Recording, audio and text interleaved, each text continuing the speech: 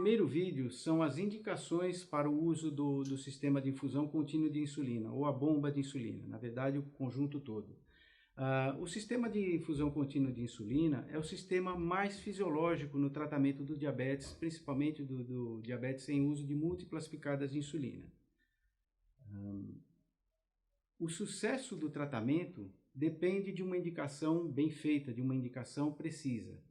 E para isso nós vamos seguir as indicações da Sociedade Brasileira de Diabetes, que se fundamentam e é sumarizada em cima de outras associações de grande renome, como o NICE, a Sociedade Francesa de Diabetes, o SPAD e a Federação Internacional de Diabetes. São subdivididas em indicações médicas e indicações relativas.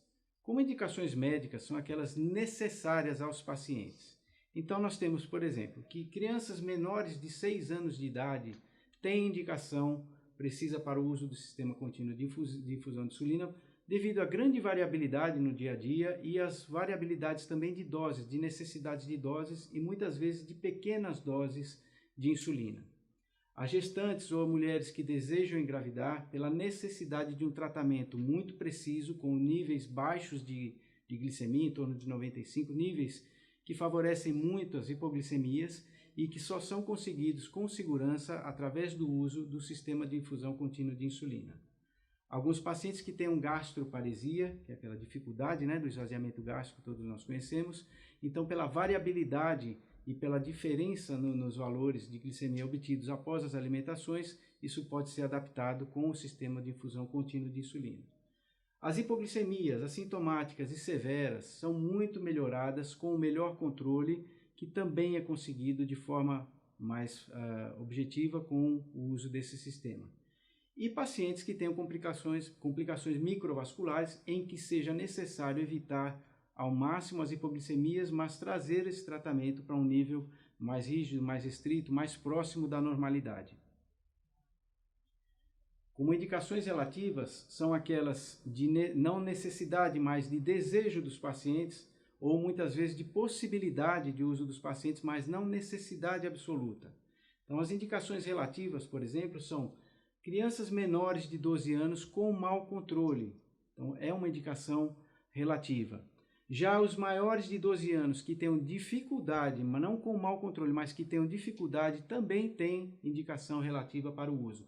Assim como os maiores de 12 anos com variabilidade glicêmica. Então, é uma vertente do mesmo ponto, a dificuldade e a variabilidade glicêmica. Aqueles pacientes que têm fenômeno do alvorecer, ou seja, a elevação da glicemia durante a madrugada, em que nesse momento, se nós aumentamos a dose de insulina basal para cobrir esse fenômeno do alvorecer, causamos hipoglicemias durante o dia. E se mantemos glicemias estáveis durante o dia, temos o fenômeno do alvorecer. Então, com o sistema de infusão contínua de insulina, com os basais variáveis, é possível contornar essa situação. Da mesma forma, a hipoglicemia noturna, frequente ou intensa, que é o inverso do fenômeno do alvorecer. Muitas vezes, no intuito de manter uma glicemia boa, normal, durante o acordar, nós causamos hipoglicemias durante a madrugada. E grandes variações da rotina diária, é uma indicação relativa àqueles pacientes que não têm nenhuma regularidade na alimentação, no seu dia a dia, nas atividades, etc. Então, tudo isso pode variar, inclusive os basais. Adolescentes que tenham transtornos alimentares. Vamos lembrar que transtornos alimentares, não a bulimia nem a anorexia nervosa, que são contraindicações.